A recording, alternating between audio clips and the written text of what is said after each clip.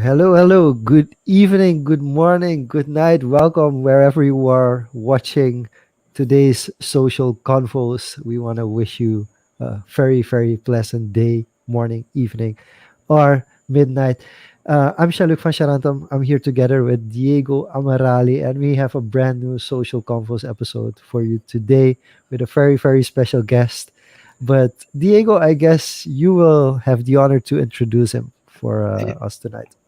Sure. Before I go over to that, I want to do a quick shout out to you because I saw this yesterday. You are speaking at the Social Media Day Summit 2021 next month. And we announced this, I think, at last episode with James Tucker. So it was kind of cool to see, uh, one of our hosts, you, being a speaker at this international summit, along with two of our guests, Doreen and James. So it's pretty cool that. You guys are part of this. But without further ado, just a shout out for that. It's free, so guys sign up for that to see Jean-luc and two of our guests who've been here on the show already, all about social media day. Uh, Just gonna jump into the comments because there's some fun comments. First of all, hi to Naomi and Confus for the win. Thank you, Stephanie. Gregory is always our sound and video check guy, and he's also noting that you are glowing. Something is different. uh, I forgot to put on my glasses. That's probably it. Okay, But okay. I without go further ahead. ado, yeah, without further ado, we're here to talk, have a chill conversation with a very peculiar person, a very, I guess, national figure. Um, that was actually, yeah, by accident. But welcome, Renzo. A quick, brief introduction to Renzo. He is our Suriname Olympian. He's an Olympic swimmer, and he's currently training for the Tokyo. Well, is it still going to be 2020, 21 Olympics? Um, but he holds the record for the 50-meter and 100-meter freestyle in Suriname and the 50-meter butterfly. So there's a lot of, I guess, pressure on him, but we'll dive shortly into that. But I've met Renzo, like, I think we briefly talked about this right before we went on 6 years ago, 2015, end of 2015. And just when he was getting into the scene, he won Sportsman of the Year back then. And the way I met him was actually for a photo shoot. I was doing a photo shoot for him, and I still have. I just found those photos. It was at Marriott there, and that's where we met. And so it's kind of funny how 6 years later, here we are again in a different setting. But with that being said, Renzo, welcome to Social Confoes. We want to hear more about your story these past 6 years, what you've been through. So without further ado, welcome. Well, good evening. Thank you for having me, Diego and Jean-luc. I feel like I've been talking to you guys for the past couple of weeks or days, a bit more frequently, huh? Happy to be Yeah, here. it's crazy. I'm a big fan of the show, and honored to be here. Thank you for the nice words, Diego.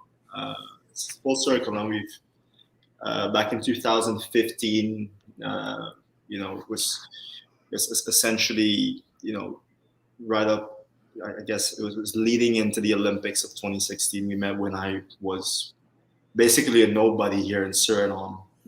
Just a couple of people within the sporting scene had, like knew my name within Suriname, and then now it's kind of blew up since then. Been able to secure some relatively good corporate sponsorships through Telesur, GoTo, and it's the rest is kind of history now.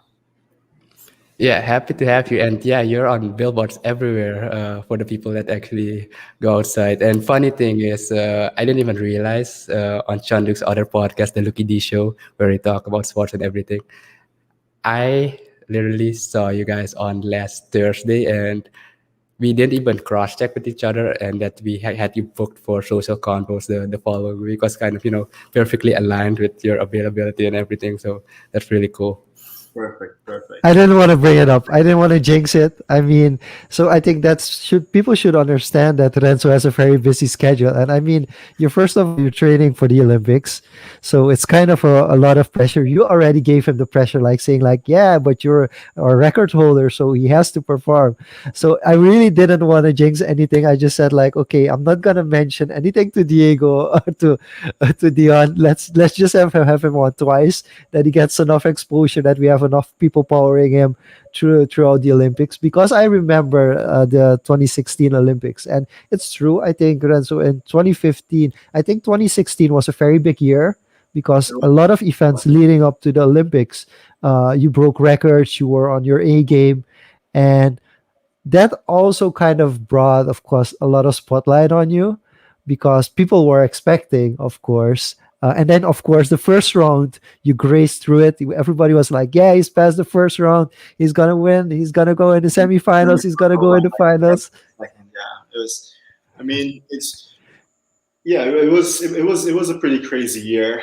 I would say that if we're talking about pressure and me being, I guess, the national record holder, I've been holding those records since 2000 since 2013, probably 2012.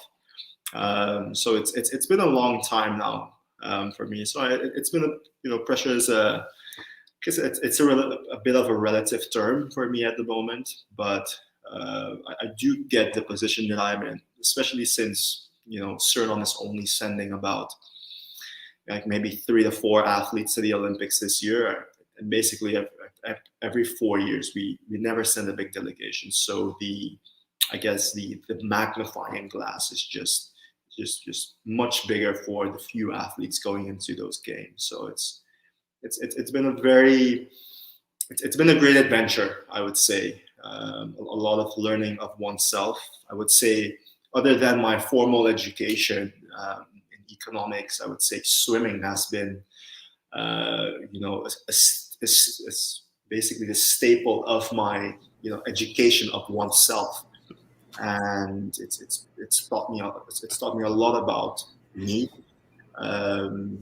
dealing with, I guess, life's challenges as a young, very ambitious person from Suriname, country that basically no one knows of, when you're somewhere abroad.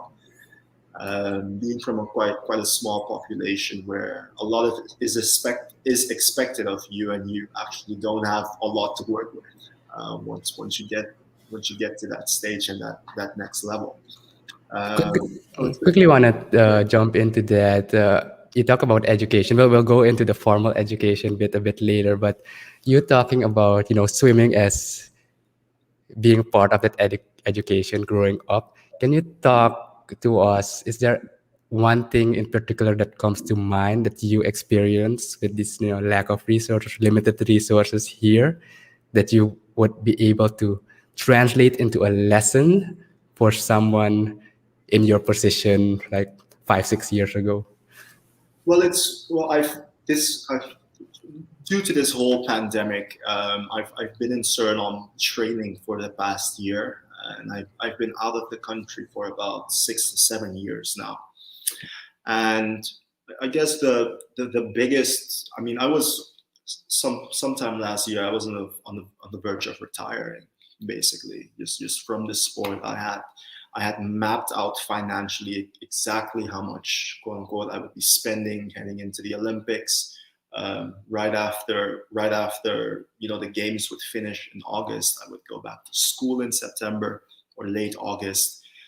Everything was, you map out everything financially, but quite meticulously, and then the pandemic hits, and then you have to come back, and then resources get a bit more scarce. So I think just having to constantly just being here in Suriname, having to go through the emotions and letting things happen, and basically just having to face the demons within me constantly that basically were telling me to quit, and trying to really grit through training here in Suriname, in facilities that are okay, but not what what I would be used to, or which is conducive to competing at a very high level. Um, so it's been a tough road, but right now I feel like I'm in a good position. I mean, I always knew that my career would not end after these Olympics, right? I was always aiming for Paris 2024, and hopefully Los Angeles 2028. That might sound like it's 6, 7, 8 years from now, but for for me, I mean, my day starts at 6 a.m. and I literally just got out of practice. I'm trying to eat a banana here, trying to gulch down a protein shake. So it's my days are very hectic and time flies. So So I do want to jump into that. Basically, also because the comment section is kind of asking for it. So um, Gregory, I didn't go into the properly appreciated. Diego started it, so got you there. But Renzo, you got some shout outs from Naomi. Hope you're doing well. Also, Rowan is joining in as well tonight, and I guess Dion also jumped in. But there are two questions. So Renzo, do you want to start with a more serious one, or do you want to go about a little bit more of a fun one? just you go ahead. This is your show, dude. Okay. I'm gonna ask this question now because otherwise it's gonna move away. So there are some people that want to know: is it weird being an underwear model? So how? I mean, Diego shared the photo. Just some context. I don't know if Diego wants to pull up the photo that he shared in the group, but basically he showed kind of a model esque picture, and of course. Because of your frame, you're a professional athlete, so you have the body for it. So you get asked a lot to do photo shoots, and you're a swimmer, so basically you do sports in in Just naked underwear. all the time. Just say how it is.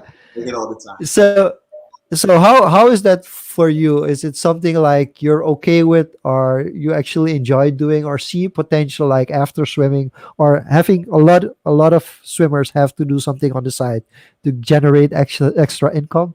Is a Calvin Klein commercial with Renzo also in the mix in the future? I mean, be sure to email Calvin Klein for me. I don't have contact with those people, but I mean, I guess I would love to, right? But not really. I think that uh, I guess this physique just comes with the job, right? If I mean, just I make about I train about 4 to 5 hours a day between recovery, and then we'll do a couple of massages. So it's not weird. I guess I knew this would eventually happen, just because it's in Suriname. You don't really see dudes walking around in speedos. If anything, it's a little frowned upon here. To do things like that, and just to hang out in small suits and underwear. But it's not underwear, it's a swimsuit. But I don't mind it. It's I guess on a lower level, maybe it's an issue. I can imagine. I don't know if you remember from your teenage years that there was a guy who had to swim that was like, I'm not getting into a speedo. Did that happen in the I mean, past? I got teased quite a bit. Being in primary school here in Suriname, people they call those. I mean, it's quite a Dutch one. They call them like balaknepers, and those things do make you a little self-conscious. And I definitely was not the cool kid swimming, right? All the cool dudes were playing soccer, basketball, or tennis, something like that. And I was just the weird guy swimming, I guess, just the odd man out always. Getting into school smelling like chlorine, very ashy, uh, just skinny. So it's kind of just what it is, right? And I guess once I got a bit older and put on a bit more muscle, I guess it just looked a little better, and people just wanted to Okay. start putting on Fair elbows. So enough. here we go, right? Just go. So the more serious question. I mean, you've trained a lot outside of Suriname. Basically, it's part of the training process. You have also done competitive swimming in almost every continent in the world. And there is a question here by Gregory as well, which I find fascinating. And I think it's good for people to have an understanding of the difference between swimming in Suriname, like on a local level, becoming the national champion, and on a world elite level. And it's kind of related to this question: what's the difference between a top 10 swimmer and a top 100 swimmer? Is it more physical strength and stamina, or is it more mental drive, discipline, or probably a combination? I think it's definitely a combination of them both. Um, I expect my I would say my greatest. Because right now I would be classified within being within the subtop van de wereld, almost basically the top 20, top 30 swimmers in the world. At the 2019 World Championships, I again missed the semifinals by just literally a tenth of a second. And I guess it's a combination of both strength. I am now only going towards, we call it within the sport of swimming, I would say grown man strength. I'm heading towards that. I'm 25 now. Most of the top elite level swimmers, they're all, within their, between 25 and 35. Anthony Irvin, the Olympic champion in 2016, won the games at 38. So it's or 36 years old. So you have to, I guess, just you have to be used to that moment when the lights are on. Uh, I think me being exposed to more elite level competition has only been has only been beneficial and developing my career towards being a better athlete and competitor towards the end. So I think it's a combination of both. So I'm just interested, Diego, if I may, of course. I want to kind of have like a trajectory. So let's start from junior level. Let's make it easy. Let's do the 50-meter freestyle. And just in seconds to give us an idea, like when the junior championships, this is kind of the record. And then when you get into the Caribbean or the Pan Am Games, this is kind of the record. And then you get into the World or the Olympics, then the top 10 is this, and then the winner is this amount of seconds. And I guess you have to dial it down in milliseconds for us to have an idea of what time differences we are talking about. So I actually swam at the Junior World Championships in Dubai in 2013, where I qualified for that final of the 50 free. So at one point in time in 2013, I was one of the top 8 fastest juniors in the world in the 50 freestyle, and that's coming from Suriname. And I think the winning time was 22.3 seconds. In that final, I went 22.7.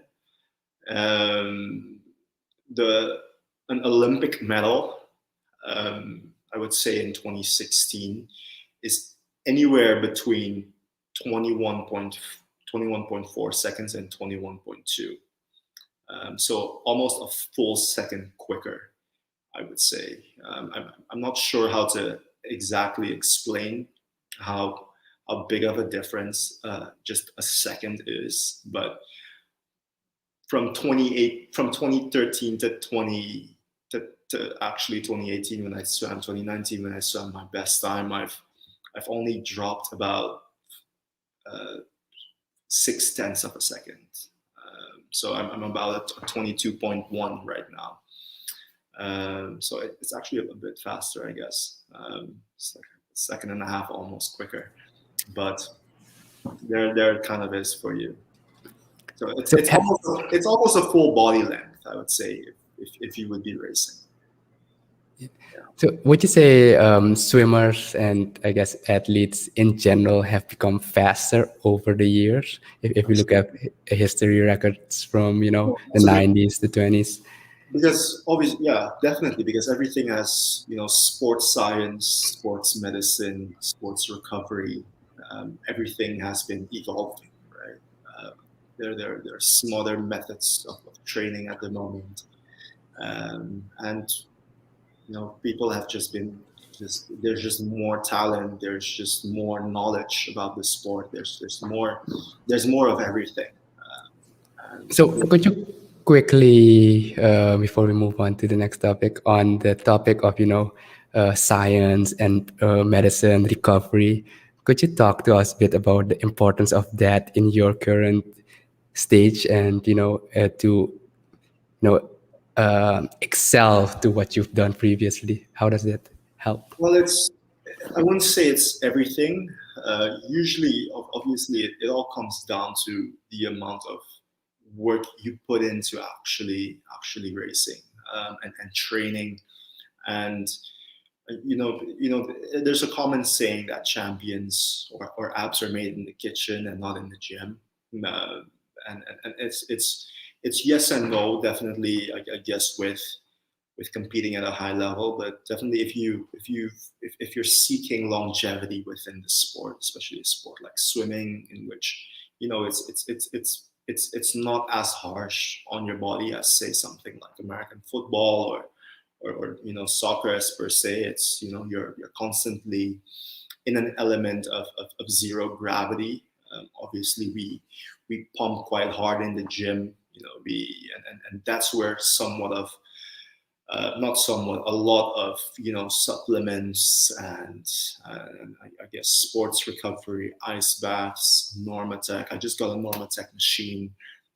That's air. That's actually like compression on your legs.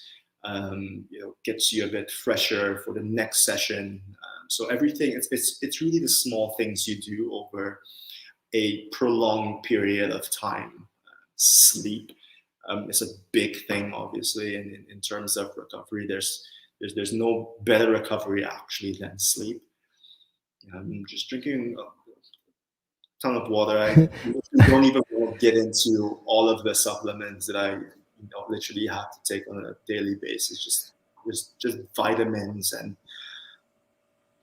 literally everything, just to keep yourself going, and to actually just perform at this level on a constant, constantly. So it is That's what. it's interesting. I almost wanted to jump into the sleep part because of the story of the first Olympian from Suriname, but we're not gonna do that because it's kind of a negative connotation.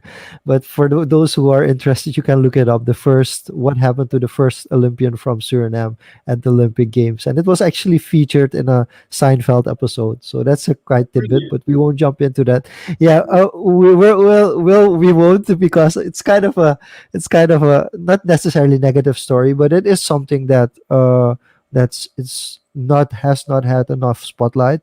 But I think for us it's more interesting because you made a decision. You made a decision to decide that you would swim for Suriname, and you would always swim for Suriname. Um, Maybe you can enlighten us a little bit about this decision because there's a lot of pride in representing your country, but like you mentioned, there's also a lot of challenges. Now we've seen other swimmers, even recently, other swimmers that on a junior level were still considered Surinamese swimmers, but in the end decided to swim for different countries, for other countries than Suriname. How difficult of a decision was it for you to make to say like, no matter what, I'll always represent Suriname? And what are the biggest challenges that you have to overcome when you make that decision? Well, you have to definitely be comfortable with the fact that you should not expect to be appreciated, right? For what you actually do, and the amount of time consuming efforts you constantly put into it. And it's I don't want to sound like a Debbie Downer or anything, or be negative, but it's just Well, you made the choice to represent you to represent Suriname, so that already means a lot. I mean, to be you could have honest, to be always honest, I'm decided, to be yeah. honest, right now I'm leading into an Olympic Games, that has been incredibly challenging, and I've been constantly trying to just be more focused on the positive things happening within my swimming career. There's a lot of we all know what happened a couple of months ago. We had one of our athletes come out with a Facebook message that actually just literally exploded. And I would say what happened immediately after is our sports policymakers, they came up with a lot of, it was basically a lot of talk on what they're going to be, what they're going to do different for us. And we expected a lot. And time and time again, it just proved to be just talk, right? So I think that's what you can expect from Suriname, right? Being a Surinamese professional athlete is a lot of talk. But then again, I am in that position in which I am representing a company like Kayser as a brand ambassador, or Go-To Energy, or basically Stats Only, as another brand ambassador, and I've been somewhat trying to pave the way for the following athlete, right? The next athlete, because we haven't had basically for I would say extended period of time. It's now been about 2 years that I've been with both companies. Actually a year with Go-To Energy, 2 years with Taylor Sue, and it's been a lot of molding. It's they also haven't ever worked with professional athletes, so they actually basically don't know what to do with me, except for sometimes just slap me on a billboard in my swimsuit, and let's just see how the country will react to that, right? So it's No, there's a question that I would love to ask, which is, last Olympics, Jurgen Thema was a sprinter, a 100-meter sprinter. He ended up in the same heat with Usain Bolt, so he can actually say that he ran during the Olympics alongside Usain Bolt. And if he had run his personal best, he would have actually qualified for the next round, which would be awesome, that you could say, I was in a heat with Usain Bolt and I qualified for the next round. Unfortunately, it didn't go that way. And a lot of people didn't even know Jurgen at the time. They were like, okay, who is he? It's cool, like another Surinamese person. Have you talked with him and Sunaina about their experience in the US?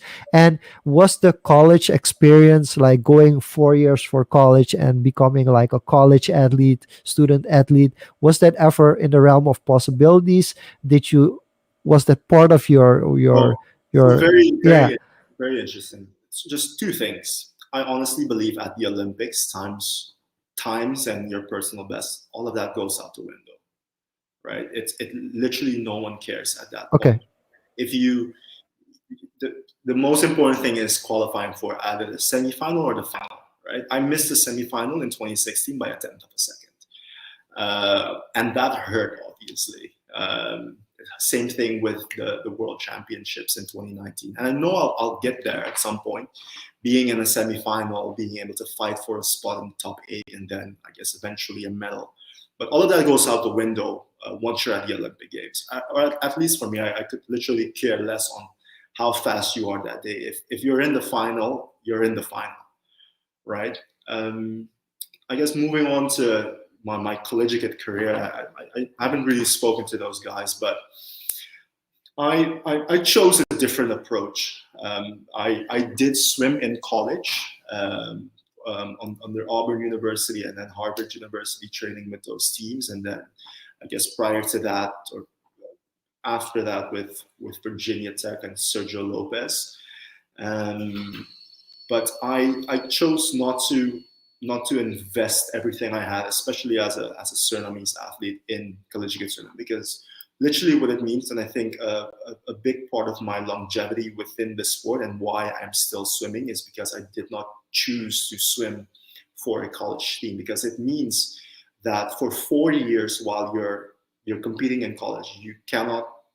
They say you get a free education, right, from that in return, but in those 4 years, it basically means you're not getting paid.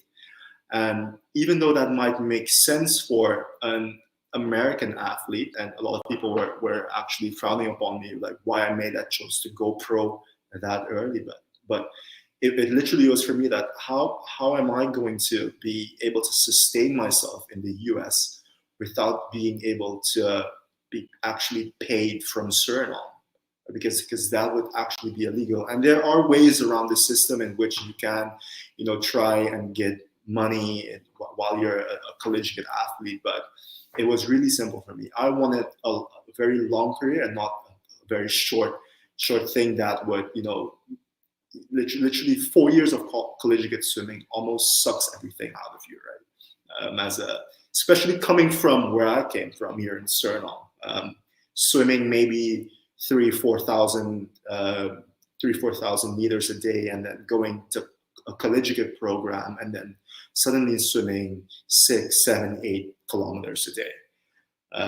And that would have killed me, I believed, at that point, right? So that's why I chose to go pro, and then kind of roll the dice on myself, being able to secure corporate sponsors earlier on, being able to actually receive money from back home and sustain myself as a professional, and then do my education on my own terms.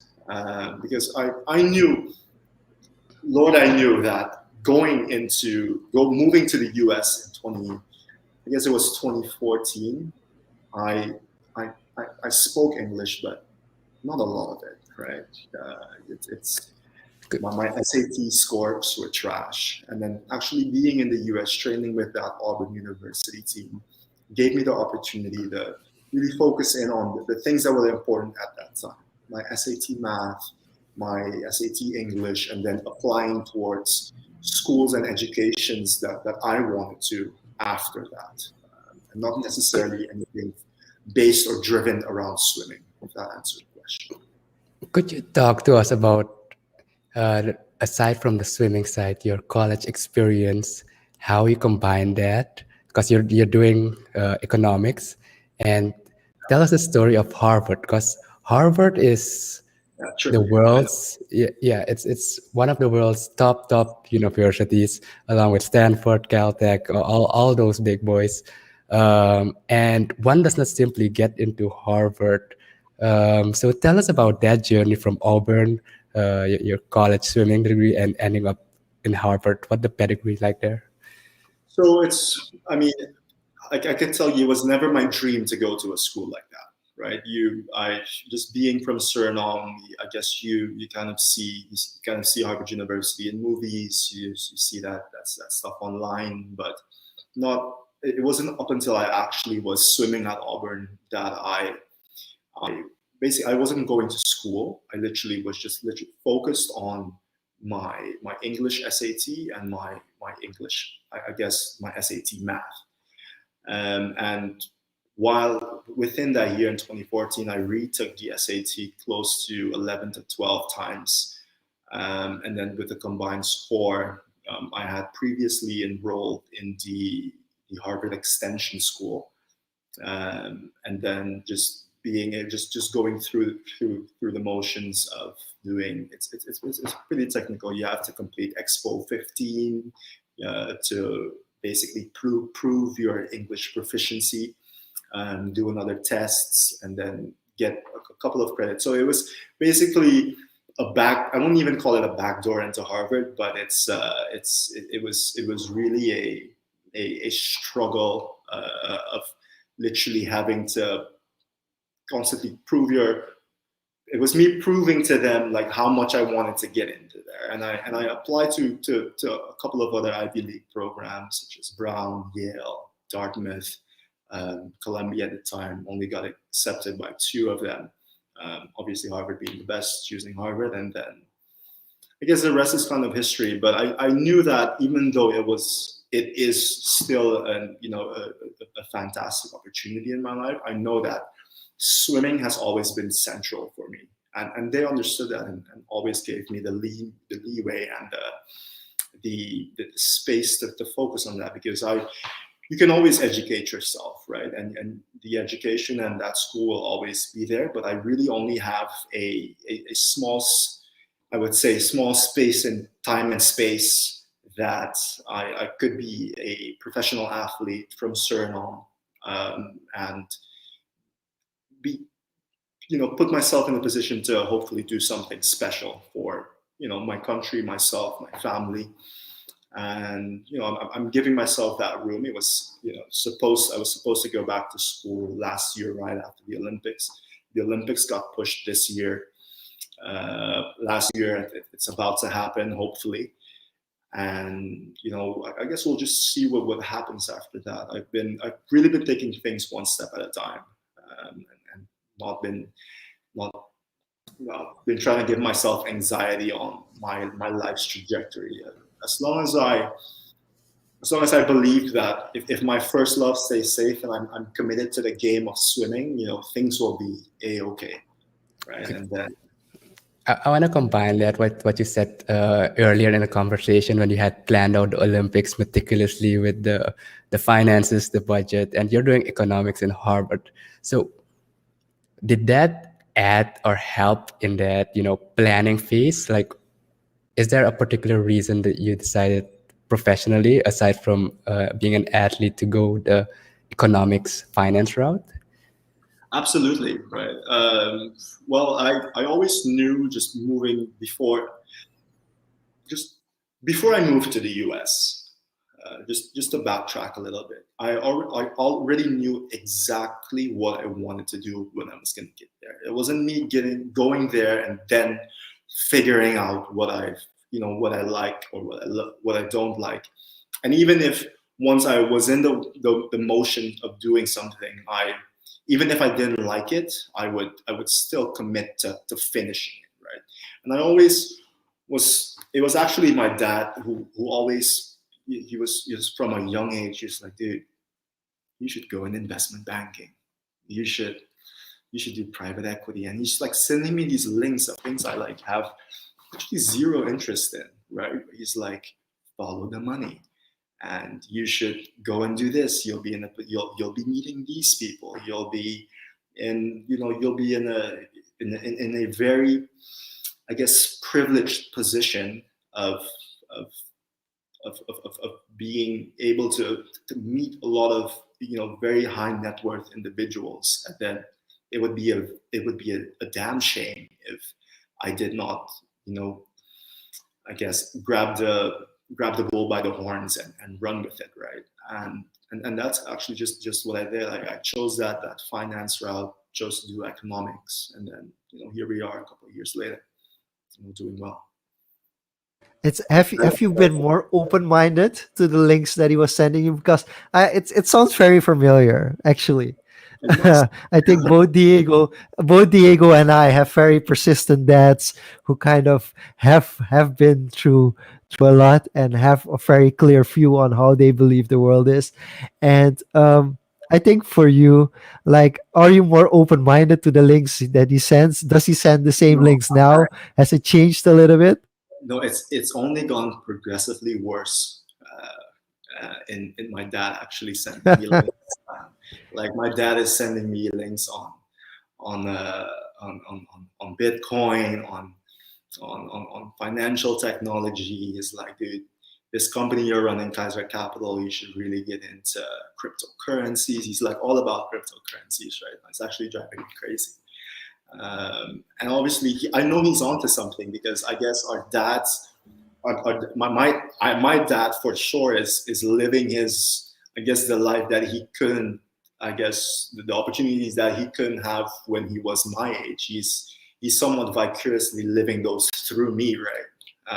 And I appreciate that, because I know I love my dad. My dad loves me, and I know he just wants the best. And he knows how much swimming means to me, and he isn't at all, trying to, he's just trying to keep me on track, and I appreciate that. So I let him send his links, and I kind of do kind of pick and choose what I like and what I choose to run.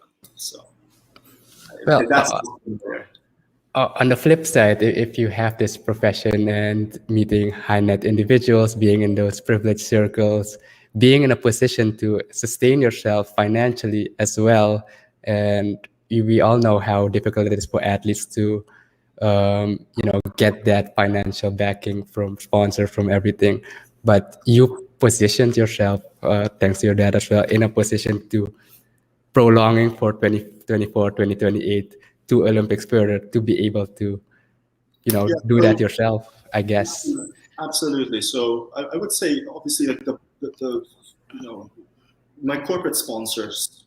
If you're competing at the level that I'm in right now, especially with swimming and all the traveling that you have to do, thank God for this pandemic. Actually, that I get to save on money and not travel as much. But it's a lot of the, I guess, the finances have. First off, my mom has been awesome, right? Also, just that's not just my dad, but my mom has been, especially before I made any money, and when I was just literally broke in college. It was really my mom keeping me afloat, and then as the years progressed, me being in that position to actually leverage my network, it's been, that's been, I guess, a core staple of my, sustaining my swimming career. And I believe that, making a ton of money is important, but right now I'm actually just making that money to feed into swimming, to prolong my career as a professional athlete. Because more than anything, this persona of being this athlete from Suriname, a small country, is more of a platform to basically, in Suriname especially, get into wherever you want. There's literally no place I believe I could walk into in Suriname where people, won't somewhat recognize me or give me a call back. And eventually, especially within a small business community like this, that is all you could really hope for if you're trying to make a name for yourself and people taking you seriously. And I think that's what swimming has given me. I think that as one of the most important aspects, is a platform. Okay. I want to quickly jump in because Diego, I think we have a couple of things to do. First of all, we have to make a Renzo Tjon A Joe NFT. It just has to be made. We might have to call in some favors from others to create a whole series. Renzo, then of course the question comes: would you mind swimming in a swimsuit which has a dog on it? Because we can't get the Doge community. Just kidding. But the real question for me is, Those going to the if moon. we yeah, we're gonna have Dogecoin. The Dogecoin community has already sponsored the Jamaican bobsleigh team to the Winter Olympics. They've sponsored a NASCAR driver. So why wouldn't they sponsor a swimmer from Suriname? I mean, there are some ways to do it, but I'm all about it's that yeah. decentralized finance. You're right. Yeah, it's fantastic. No, but in seriousness, of course, it's kind of a joke. The NFT is no joke, by the way. I see Tefan is already scratching his head to making an NFT, a swimming NFT.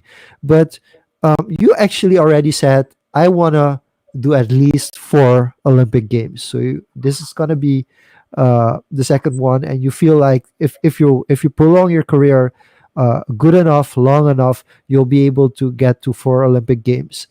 And then of course the question is on the same at the same time you're already kind of making a trajectory for yourself. You do want to stay in swimming. Of course, you're now also getting into investing. Might be even a broadcasting career or something, a career that's related to swimming. How much time do you spend on looking at your career trajectory and looking for options after your swimming career is done, and how much time goes into actually the swimming career? Actually, swimming. Yeah, that's a very good question. Well, it really all depends on. First off, I'm always looking for another investment opportunity, right? I think that's a big part of what my company does, Kayser Capital. I'm sure we'll get into that in a bit, but always looking for that next opportunity to execute upon, especially in Suriname, the Caribbean. I believe obviously Guyana, we're all in Suriname. We're sleeping on Guyana and what's happening over there, but it depends on where I am. Usually, within the year, I thankfully have a very very great team here in Suriname with guys like Vijay Durga and Daxilahi Bucks here that have been a big part of my supporting cast, Joel Tersol, my mom as just a business mind here, in terms of advising me on what my next step should be. And right now I'm training for the Olympic Games, right? And where my day starts at 6 a.m. 6 or 5 a.m. I do emails, work in the morning. I have a prolonged breakfast that's like 2 to 3 hours of just a couple small meals. I do emails within that workspace. I train at 9:30. I come back. I rest. I'll do a couple of calls, and then there's time within the day. Obviously, it's all about time, just scheduling and mapping out your day. And obviously, it's a little harder right now, just because I'm in this place that I would more accurately describe as like the shadow realm, in which I feel like I'm in the meat grinder of training, and I'm learning a lot about myself. I'm constantly in and out of the pool. I feel like I'm constantly eating, and I'm constantly hungry. Trying to stay hydrated, trying to have this, maintain good skin. Just trying to be a better person, every day, and with I guess a positive attitude. Yeah. I have a quick question, since you mentioned Kayser Capital a few times, and that's basically, correct me if I'm wrong later, of course, the company you co-founded with a few others, and it's you guys primarily focus on investment, and venture capital is a word that's been being thrown around a lot lately, especially here in Suriname, the Caribbean, Latin America, especially. It's very popular in the US, and basically that's how businesses grow big, scale big. So, in your term, for the people quickly watching, could you define what venture capital is really short, and then what the state is here now that you saw the opportunity to start Kaiser? So venture capital in its essence is really just identifying opportunistic investment opportunities, and then at the end of the day, after I guess a prolonged period of intensive research, executing upon that investment opportunity with I guess a substantial amount of capital or whatever that investment needs, based on its financial models and its pro formas. That's basically venture capital in a nutshell, right? What I've been trying to do is obviously bring that American business, that American venture capital mindset, and kind of the business ethics of what goes on out there here in Suriname. It's been incredibly, I would say, it's been a great learning experience this past year since I was here. I had was planting my feet on the ground.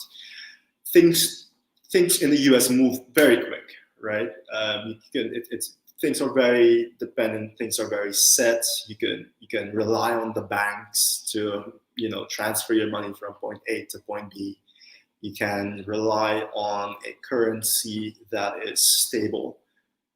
All of those things, something I do when I either travel up and down to either the US or I go to Europe and come back to Suriname. I have to take 2 steps back, right, in my mind, because things just move at a different pace here. We can't necessarily rely on our banks because the rules change literally every week, in which now you can only either, let's not even get into the technicalities of the banks at the moment, but they're not very reliable. And then also our currency is constantly fluctuating. So it's obviously if we're talking venture capital, we're primarily focused in either euros or US dollars primarily, obviously. But being in Suriname, a lot does happen in our currency, and it's been a lot of give and take within this sphere of private equity here in Suriname. We've been running some interesting projects, especially in the space of real estate, fintech, obviously. there's cryptocurrencies, which is at its, I would say, its grassroots, especially in Suriname, because of the banks. And so So, it's wait, quick Yeah, clarification on yeah, that. So when we're talking about banks and the capital side, um, does the capital come through the firm and the money come from the bank, or is it that you have investors that directly have the capital to invest in these projects? Because the culture there is you have a lot of investors with lots of cash and they are able to pump in money in projects that they see potential in. So which is it? so to clarify on what you're actually asking is that we've been, because we're a new country, because we're a relatively new company, we, obviously in this past year we've been having to create a track record of who we are, and that's been working with smaller amounts of capital from investors here. Obviously, it's trusted people that we know that we're on strict NDAs with, not to obviously reveal who they are.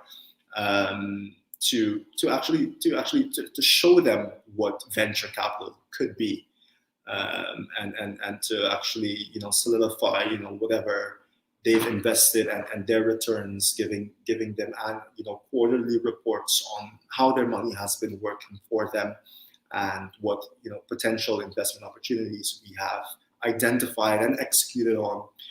We have a good board of directors that that are of that have that senior insight of having done business here in Suriname and abroad, that are giving us constant guidance on what to do, because obviously this is other people's money, so you can't really fool around with it. Not at all, actually. Every cent that goes anywhere needs goes through like 3 layers of authorization, and obviously we're gonna get to that stage in which we're going to be working with our own capital, but at the stage we're at right now, we're working with investors capital. Debt, it's actually not debt, but actually if you're saying working with loans from banks here in Suriname, the percentages on loans here in Suriname to actually work with on an investment with are way too high. They're anywhere, if you're lucky, you get anywhere between 10 to 15% on a loan, and they usually only invest those in real estate. So we haven't been relying on the banks. Let's just say that. But I private know. I kind of understand where this is going, and it's also a difference in financial structure, of course, in a country. But what I'm really interested in, because you now have gotten some experience here with investment, and one of the key questions. I mean, you mentioned Guyana and saying we're sleeping on Guyana, but with the size, the market size that we have, how profitable is it for a venture capitalist to actually invest a couple of $1 million in a project in Suriname?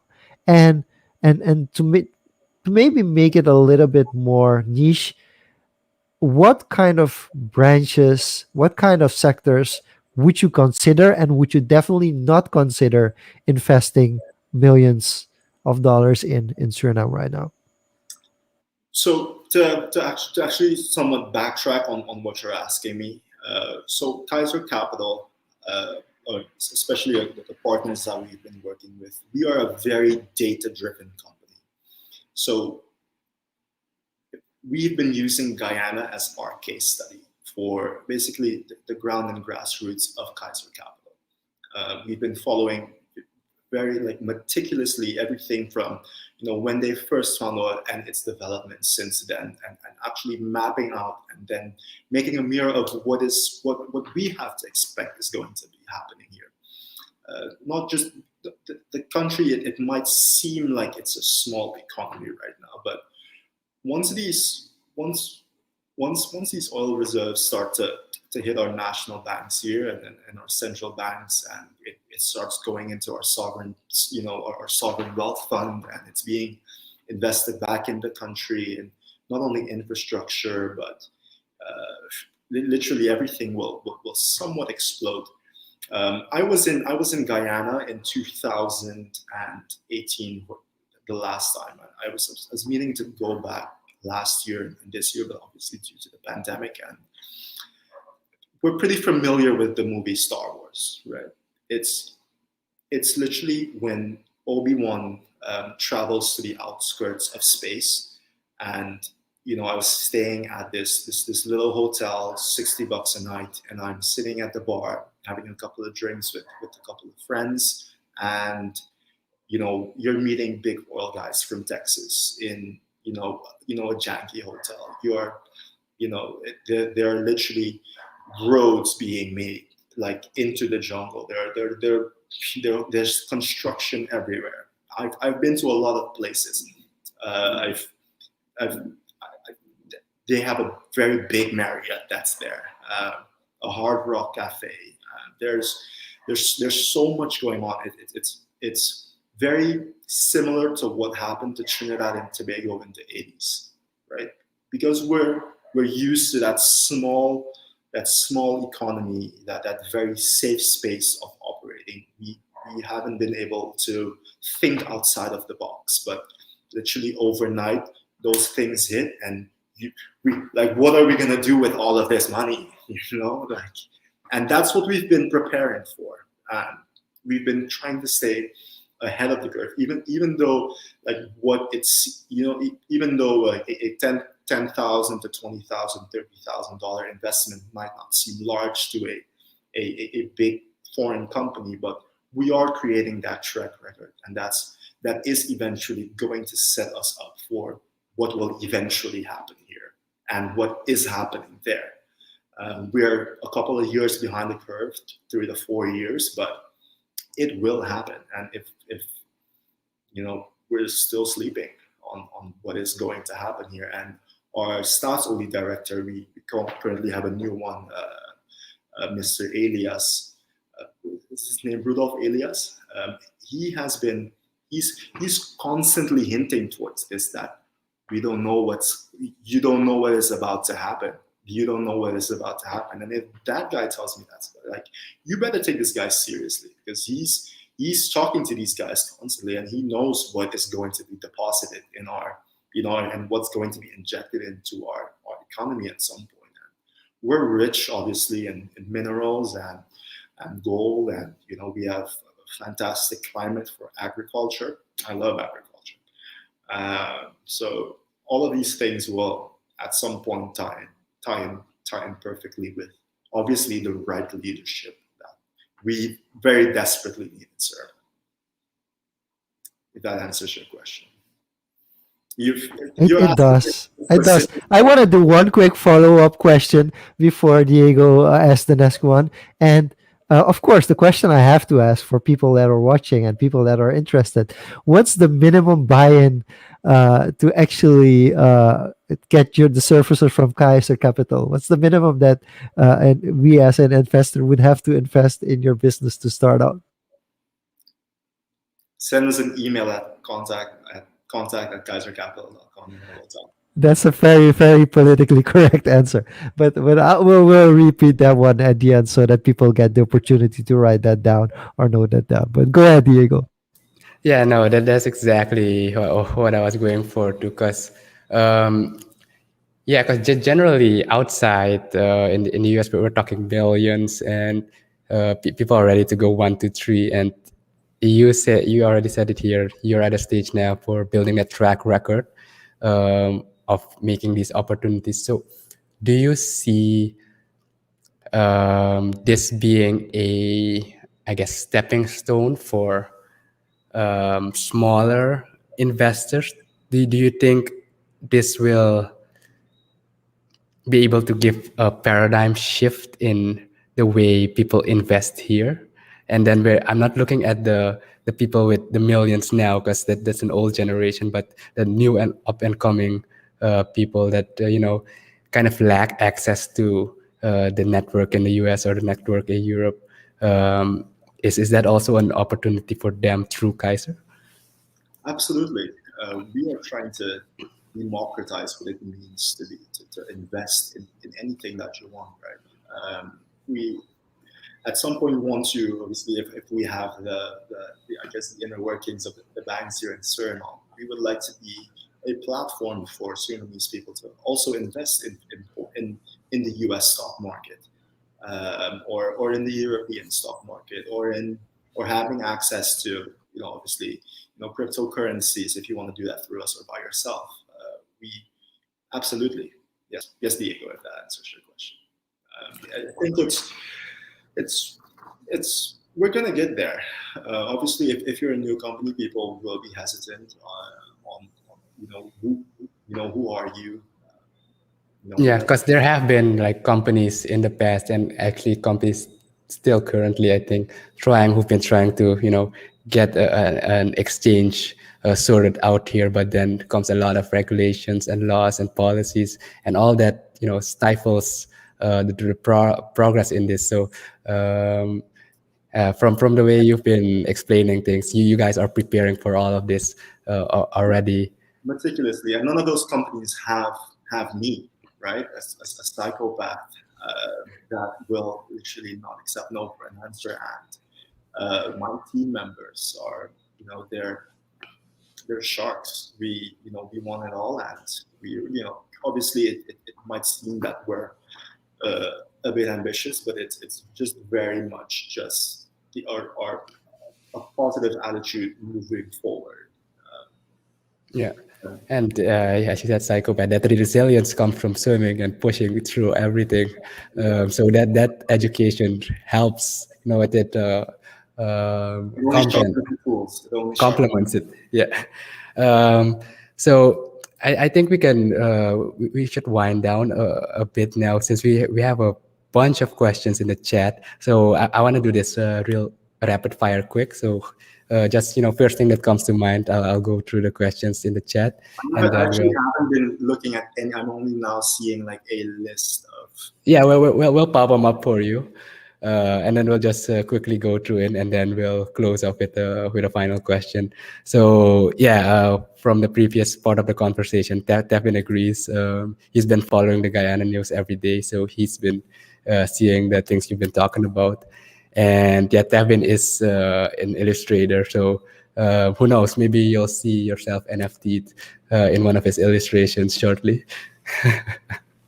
That's right.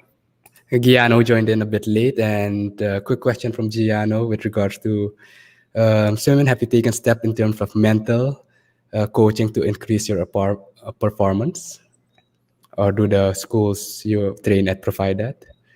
I've actually been doing a lot of I would say, the mental prep of sides of the, I guess, the sport and swimming, if we're talking about that specific. Myself, I'm actually coached by someone named Brett Hawke, wildly successful swimmer back in his day, Australian Olympian, has coached the Brazilians to Olympic gold. Cesar Cielo is currently coaching me, and Bruno Frades. And I guess he has a degree in psychology, right? So he prepares us as well as possible for those lights and that day, right? And that moment. And that's I've even though I do take a lot of that. I do a lot of that myself. I do let just the professional do his job, and then I just go with the flow. Yeah, professional consultation is always helpful, because sometimes you cannot see. Yeah. So next question from Tevin is it possible for Renzo that you can build a scouting bridge for upcoming talent from SU to the US? Is that anything you've considered? It's nothing that I've considered as of right now, just because my hands are a bit full, especially with the swimming and Kayser capital and private equity and all of these things happening at the same time. But that is definitely something I would consider in the future. There's so much talent here, but it's like, yeah, you're already professional sports is expensive. It's not that I don't want to do it. It's just it takes one thing at a time. Being responsible and spearheading an operation like that, being in charge of people's lives, it could be a quite daunting task, and I think I would do something like that if I had a bit more time. Yeah. It's actually interesting. I want to follow up on this because you're actually training here for a very long time, since a very long time. So my question, maybe COVID kind of helped push it away, but you being in Suriname, how much does that mean that all these people are coming to you like, hey Renzo, you're in Suriname, I want to do business with you, I want to do this, I want to do that. Like, do you feel like being here, on one side, maybe it does provide more opportunities, but also can be like a hinder towards your training schedule? That when you're in Suriname, a lot of people, of course, want something from Renzo because Renzo is in Suriname. Well, I actually move like Batman. You actually don't really see me moving in Suriname, but I have pretty standard training periods in which I go to practice. But Suriname, I'm not like with Biggie Boy. It's different. I feel like because just he's a guy that is from like hardcore dance project. Like this guy is I don't really feel like I've ever gotten clout like that in which people run up to me or anything. Obviously, like people come up to me sometimes. It's very brief conversations, and I think maybe it's just my personality is just very how would I say it? It's it's had a lot of ups me being here in Suriname, but it hasn't been a hinder that people would come up to me, or that has been a negative on my training as such or preparation. Just I mean I'm at Padima every morning, and there's basically no one there but me and my coach. So it's How was the swimming today? Now I have to ask that question. How was the swimming today and getting to Paramaribo to the oh, swimming pool this morning to like Parima? we need to work on our infrastructure. Like this is crazy. I'm sure like all the car mechanics are having a great time at the moment because cars must be breaking down, right? So it's like thankfully I drive an SUV, and I get to just roll up to practice, but not without its challenges, right? The city was underwater today, so Today was crazy. All Diego, right. I think Dimitri just jumped in with a question as well, but there are also some older questions. Yeah, I'll do one more and then you can take over. Then we'll go to the final question. So, quickly from Anil, real short, what's the future of swimming, and especially with the COVID situation now? Is it gonna change? Is it gonna normalize again? What do you see?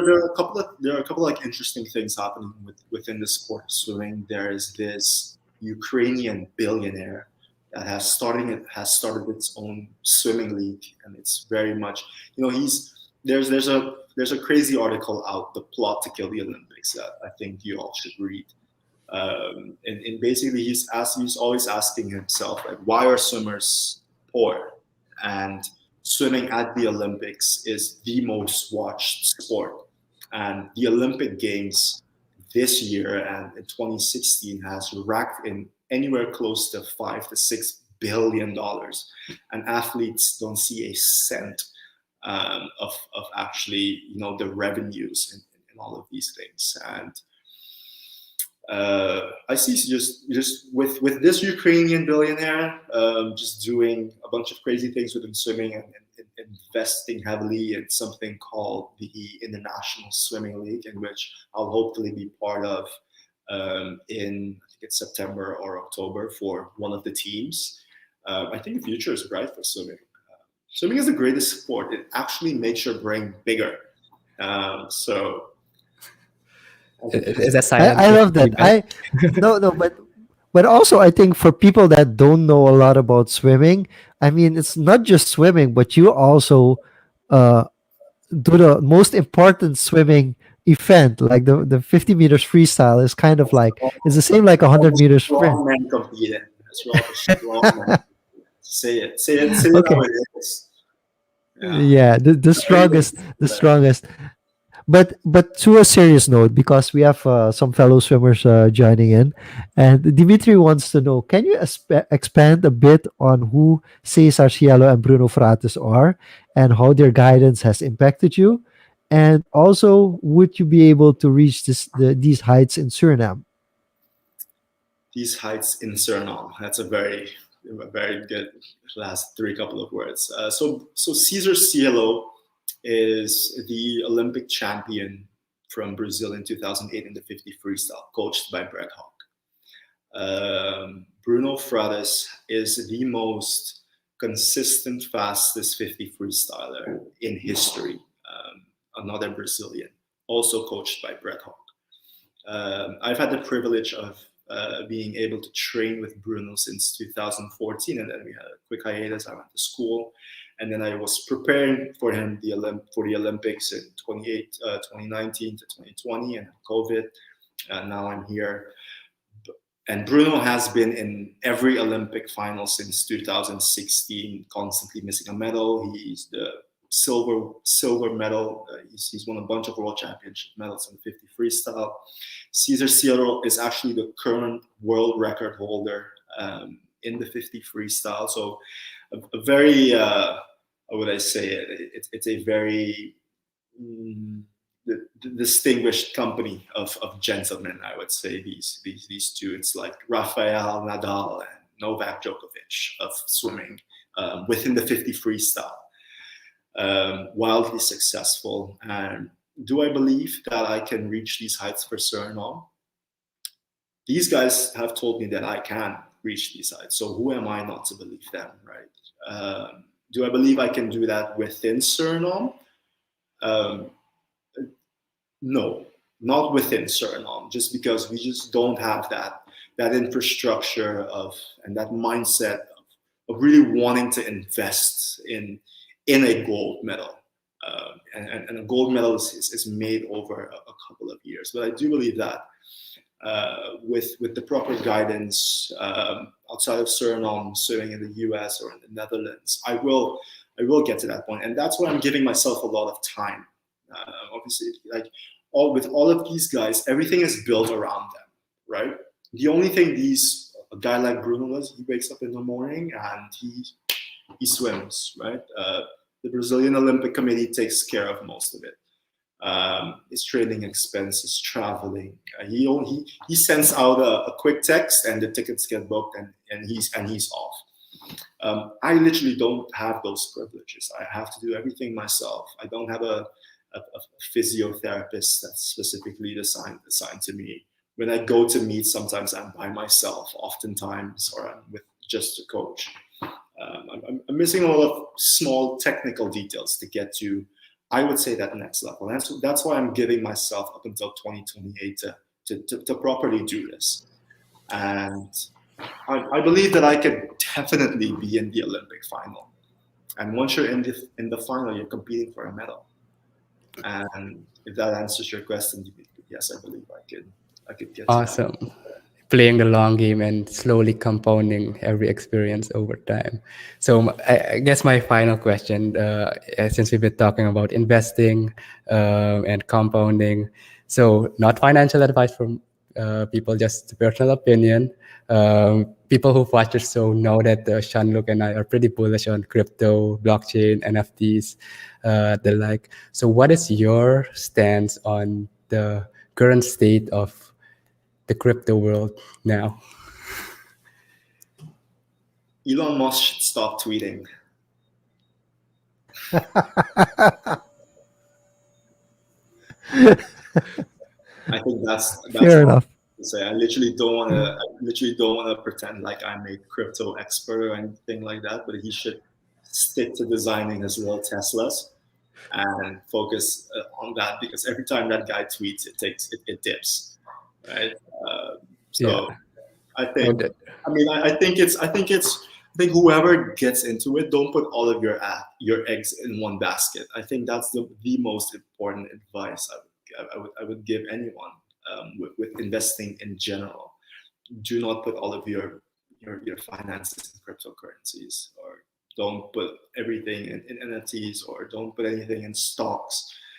Spread yourself out. Create a very sound portfolio. I like I just because of my mom's side of business and the upbringing I've had. I love real estate. Real estate in Suriname, the market, I would say it's a little sick, just because people are just doing crazy things for these prices per square meters, or janky ass houses going for $400,000 or euros.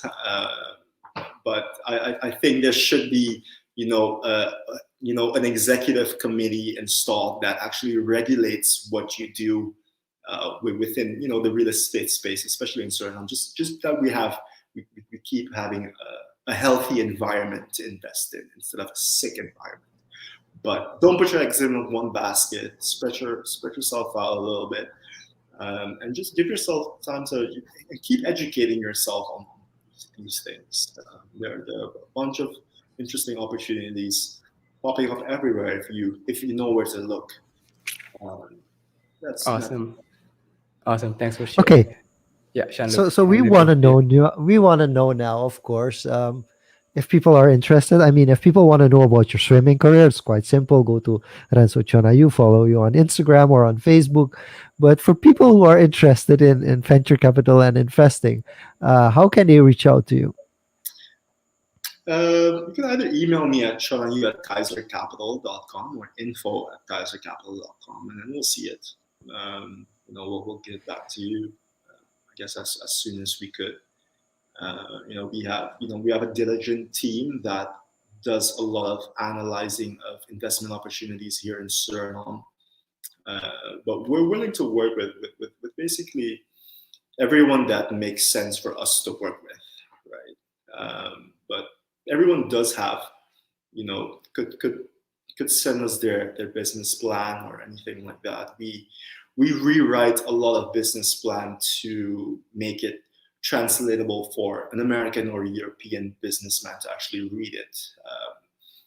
Something that usually an investor usually looks at is a financial model, and the pro formas, and just the technical stuff that goes into that. And we dive into that. We rewrite a lot of that stuff for people here. Obviously, yes, as a basically a consulting branch of Kaiser Capital, but they're info@kaisercapital.com or channel@kaisercapital.com. Or send us a message on Facebook. Whatever. Awesome. Diego, it's time for the rollout. Yeah. So to close this off, thank you again, Renzo, in your very tight schedule for having this conversation with us, and we Very hope that the people tuning in have seen another side of Renzo, that he's not just a swimmer. He's been busy with a lot of things, and especially in the development space, investing space as well. So he is not just a swimmer, although that is still one of his big goals to compete and win in the Olympics 2024, 2028. Look forward to that. With that being said, thank you everyone for tuning in live here on Social Confoes. We will release this episode on the audio platforms and the websites on Saturdays. So if you've missed it, if you had friends who missed it, you can listen to that. When it's raining outside or you're driving through this through work or something, tune it in the background. And yeah, share with your friends. Let us know what you think and what topics you'd like us to cover. Thanks again, Jean-luc. Roll us out. Thank you for having us. So, Renzo, it was really awesome. We want to wish you the best of luck with the upcoming Olympics in Tokyo as well. We will be cheering for you, whether it's COVID free in a bar or at home. We will cheer for you. We really want to thank you, and we'll close off with a comment from Dimitri. Uh, Loviros, success, guys and girls. Thank you for watching again. This was Social Confoes, and have a great rest of your day. Bye bye.